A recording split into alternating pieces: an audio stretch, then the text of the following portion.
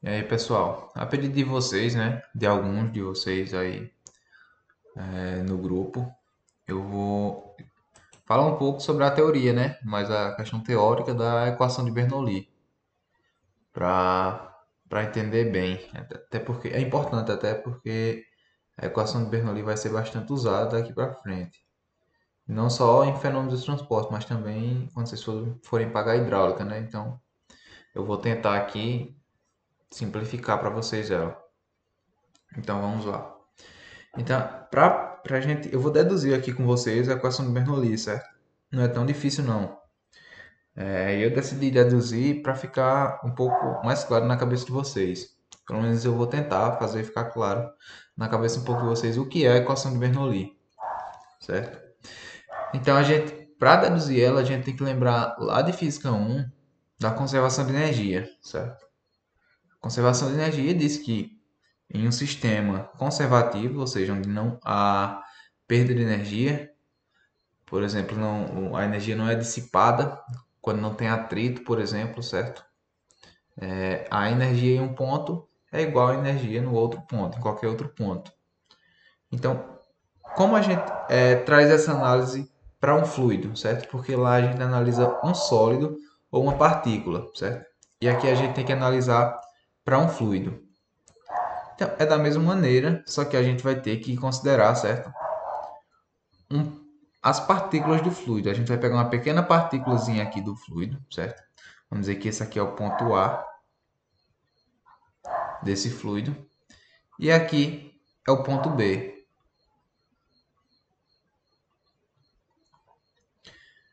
Então, quando a partícula está aqui, certo? A gente vai analisar primeiro quando a partícula está nesse ponto A, certo? Então, a gente vai analisar as energias que essa partícula possui, certo? Essa partícula de fluido possui. Se o fluido está escoando, certo? Ele tem uma certa velocidade, chamada de VA, certo? Ele tem uma velocidade, já que ele está escoando, certo?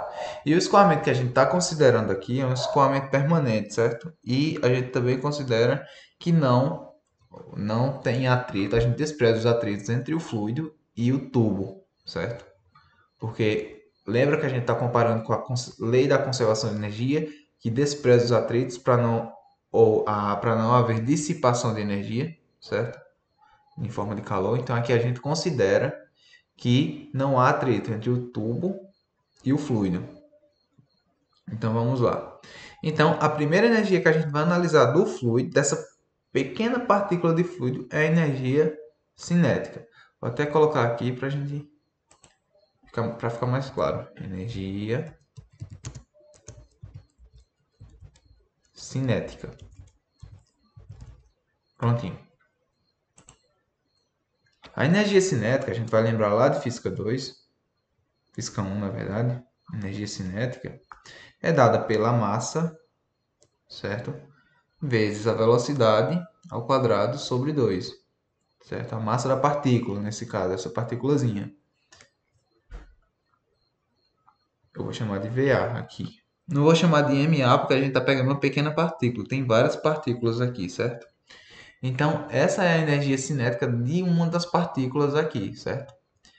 Como essa partícula é uma parte bem pequenininha do fluido, bem pequena mesmo, a gente vai chamar essa massa, no lugar de M, de dm, certo?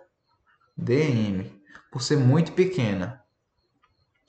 Se é dm, a energia dela também, a energia cinética dessa partícula também é muito pequena, certo? Então, já que são proporcionais, então a gente vai chamar de dEc. Ou seja, já que eu troquei dm por dm, eu vou ficar com dm vezes VA ao quadrado sobre 2. Não se assustem com esse diferencial. Vocês vão ver que a gente vai simplificar bastante. Então, isso aqui é a minha energia cinética, certo?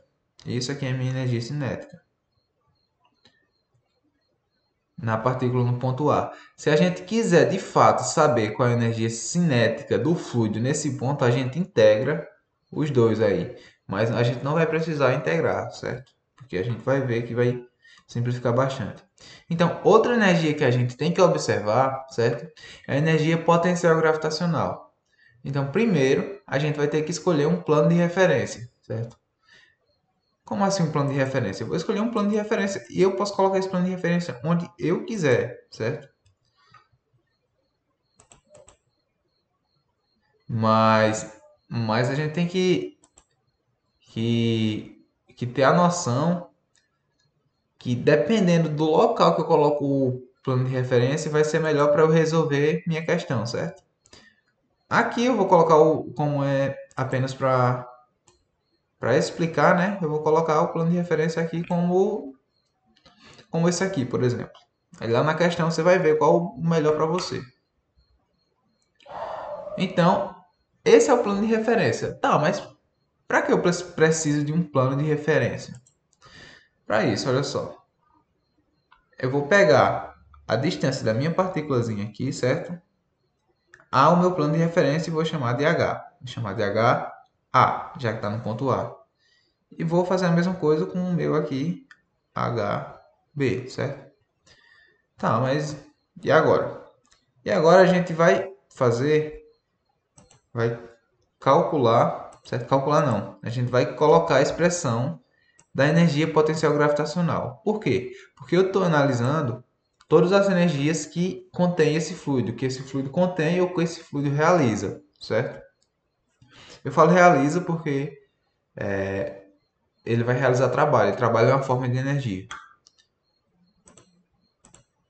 Então, a gente já analisou a energia cinética, a gente vai analisar agora a energia potencial gravitacional. Gravitacional. Pronto. A energia potencial gravitacional, lá de Física 1 também, vou chamar ela de PG, é igual à massa da partícula vezes a aceleração da gravidade vezes a distância h ao plano de referência. Por isso, eu adotei aquele plano de referência ali. Mais uma vez, a gente vai lembrar que a gente não está tratando do fluido por completo, é apenas um pedacinho dele. Por isso, eu vou chamar de dm, a massa, certo? E vou chamar a minha energia ali de Dzinho. A única coisa que eu fiz foi colocar o D de diferencial para representar que a gente está tratando de algo muito pequeno, com algo muito pequeno. Novamente, se eu quisesse saber a partícula, a, a energia potencial gravitacional naquele local ali, daquele fluido, eu faria o quê? Faria a integral aqui, certo? Mas a gente não vai precisar fazer isso. Então a gente já arrumou outra expressão. Lá em conservação de energia, certo? Lá em física 1, a gente ainda ia para energia potencial elástica. Nesse caso, não vai ser, certo? Porque o regime elástico, propriedade elástica, se aplica mais a corpos sólidos e não a fluidos, certo? Então, a gente já não tem esse tipo de energia. Então, mas aí a gente tem outro tipo de energia aqui. Qual? A gente sabe que o fluido, no fluido aqui no interior, tem pressões, certo? Tem várias pressõezinhas aqui. Pressão aqui, pressão aqui. E vocês têm que lembrar que uma pressão, certo? Qual é a fórmula de pressão? A fórmula de pressão é pressão é igual a força sobre a área de aplicação, certo? E se eu tenho uma força, se eu tenho pressão, no caso eu tenho uma força, né? Eu posso isolar aqui e fico com força igual a pressão vezes a área em que está sendo aplicada. Se eu tenho uma força, eu tenho trabalho realizado, se eu tenho uma força sendo aplicada. Ou seja, tem mais uma energia aí nesse fluido que é a energia provocada pela pressão do fluido, certo? Então a gente tem que calcular isso aí. Então a gente está com trabalho, está realizando trabalho, essa força, já que ela está agindo. Então eu vou colocar aqui, certo?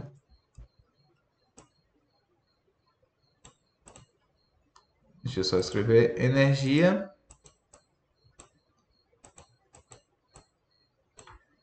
Eu não sei nem como escrever. Energia da pressão, certo? Vou colocar assim. Energia da pressão. do fluido.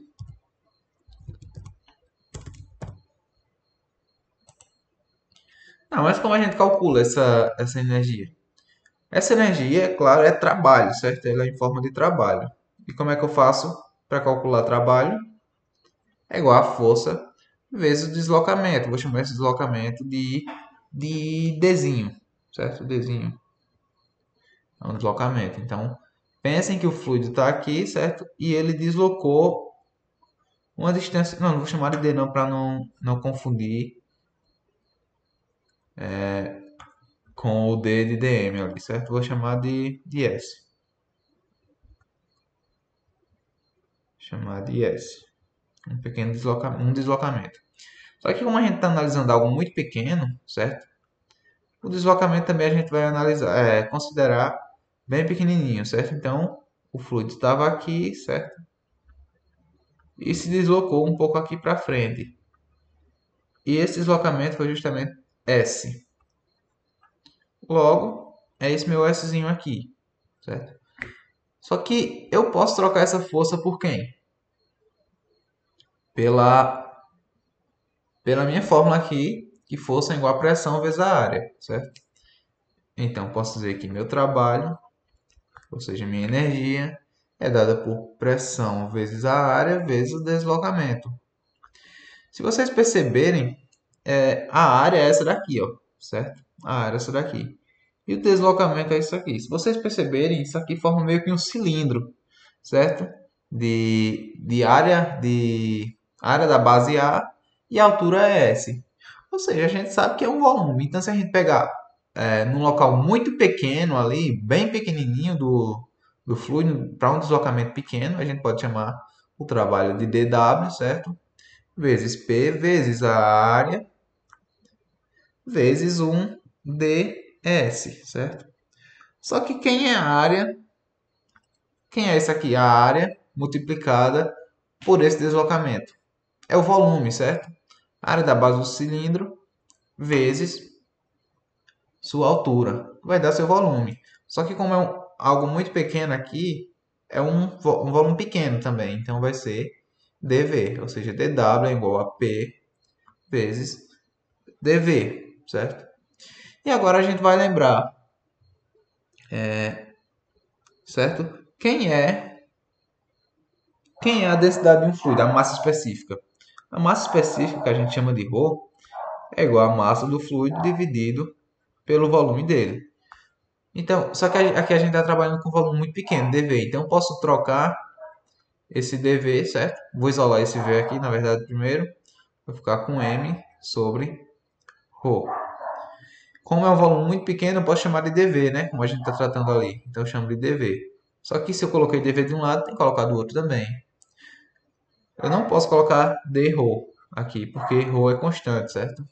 É do fluido, não muda. E o Dzinho significa um diferencial, uma taxa de variação. A massa sim pode mudar da partícula, né? Então eu fico com dm sobre ρ, certo? Então eu posso trocar esse dV aqui nessa minha fórmula. Então fazendo isso, eu fico com dw é igual a P vezes dm sobre ρ, certo? Aí agora a gente conseguiu o que a gente queria, certo? Vamos lá. Tá, mas e agora? Quando é que a gente vai chegar em Bernoulli? Exatamente agora. Então a gente conseguiu as três relações para as três energias que aquele fluido possui. Então vamos, certo? Saber qual é a energia do fluido no ponto A. Então é a soma da energia cinética, da energia potencial gravitacional, mais a energia de pressão naquele ponto. Então no ponto A, escrever de verde agora, de preto. No ponto a energia vai ser igual a primeira energia cinética, né? dm v ao quadrado a sobre 2 mais a potencial gravitacional, certo? dm g ha, certo? Mais P dm sobre ρ. Ah, e aí é PA, né? Percebam que quem tem o Azinho é quem varia, certo? Percebam que o resto é constante, tirando o DMzinho, mas eu vou explicar mais pra frente. Pronto. Beleza, isso é no ponto A. Eu vou calcular também no ponto B, certo? No ponto B é da mesma forma. Ponto B é da mesma forma. Eu fico com dm, VB agora, né? Ao quadrado sobre 2. Isso é a energia cinética no ponto B do fluido. Mais dmg HB, certo? Mais PB, que é a pressão no ponto B, M sobre ρ. Tá, mas e agora? Lembra lá da conservação de energia? E quando o sistema é conservativo, a energia total no ponto A é igual à energia no ponto B? A mesma coisa vai ser aqui, para fluidos. Então, a energia do fluido no ponto A é igual à energia do fluido no ponto B, já que a gente está desconsiderando os atritos, certo? Então, aqui a gente pode fazer o quê? Igualar essas duas expressões, certo? Igualar essas duas expressões. Igualando as duas, a gente fica com dm VA ao quadrado sobre 2 mais dm GHA mais PB, PA, né? Desculpem. dm sobre ρ. Isso tudo vai ser igual a dm VB ao quadrado sobre 2 mais dm GHA mais... Opa, tô colocando A, é B, né? É o som, não desculpando aí. Mais PB vezes dm sobre ρ. Então a gente percebe que em todas as parcelas aqui tem dm, certo? Tanto de um lado quanto do outro. Então se a gente dividir por dm aqui no lado esquerdo e no lado direito, a gente vai se livrar desse dm, certo? Que é muito bom porque a gente não vai precisar se preocupar com mais uma pequena partícula do fluido e sim o fluido inteiro naquele local, certo? Então, dividindo todo mundo por dm, eu fico com VA ao quadrado sobre 2 mais GHA mais PA sobre ρ igual VB ao quadrado sobre 2 mais GHB mais PB sobre ρ. Só que ainda não está a equação de Bernoulli que a gente usa, na forma que a gente usa. Então a gente faz o quê? A gente divide isso daqui, certo? Toda a expressão a gente divide pela aceleração da gravidade, certo? Quando eu dividir pela aceleração da gravidade, eu vou ficar com VA ao quadrado sobre 2G mais. Quando eu dividir aqui, eu vou ficar apenas com HA mais PA, certo? Quando eu dividir por G, certo? Quando eu dividir essa expressãozinha por G, é a mesma coisa que multiplicar essa parte de baixo aqui por G, certo? Que eu estou dividindo. E quem é a massa específica multiplicada pela aceleração da gravidade? É justamente o peso específico, certo? Então eu já posso colocar direto aqui peso específico. Isso é igual a V B ao quadrado sobre 2G mais HB mais PB sobre o peso específico, certo? Então a gente chegou na equação de Bernoulli. Então essa foi a prova, certo? Então eu provei para vocês aqui a equação. não é provar, né? É chegar no resultado aqui da equação de Bernoulli. Mas o que eu quero que vocês entendam é que cada parcelinha dessa corresponde a um tipo de energia do fluido, certo? Essa primeira parcela corresponde à energia cinética. Percebam que a única coisa que varia aqui é a velocidade, certo? Por quê? Porque a energia cinética depende da velocidade. Nessa segunda parcela, a energia que a gente trata é a energia potencial gravitacional, que depende de quem? Da distância entre o fluido para o plano de referência que você escolher. Lembrando que se eu escolho um plano de referência, ele vai tanto para o ponto A, tanto para o ponto B. A terceira parte aqui da equação, certo? Ela se refere à pressão, à energia de pressão. Então é isso que varia. Então a gente tem essas três coisas aí para fazer variar. Então é simplesmente isso, certo? O que a gente tem que entender é isso. Que a equação de Bernoulli foca nesses três tipos de energia, certo? Porque é a energia que o fluido ali desempenha. Energia cinética, potencial gravitacional e a energia de pressão. E pelo princípio da conservação de energia, se não tem atrito, eu sei que a energia no ponto A é igual à energia no ponto B, certo? Então, fazendo todas essas simplificações, a gente consegue chegar nisso aqui, certo? Então, a parte teórica da equação de Bernoulli é isso.